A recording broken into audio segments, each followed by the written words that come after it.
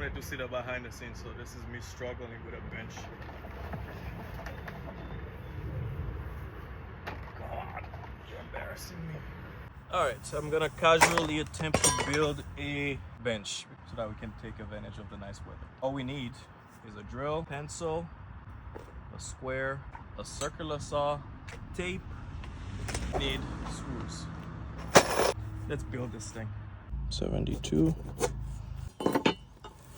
Put it like that.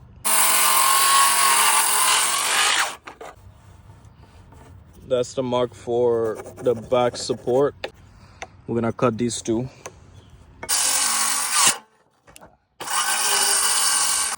So to build this leg, you just grab a 2x4 across a 2x8 like that, and then you merge it like that. Hopefully this thing turns out looking nice, because if it's not, I will be so mad.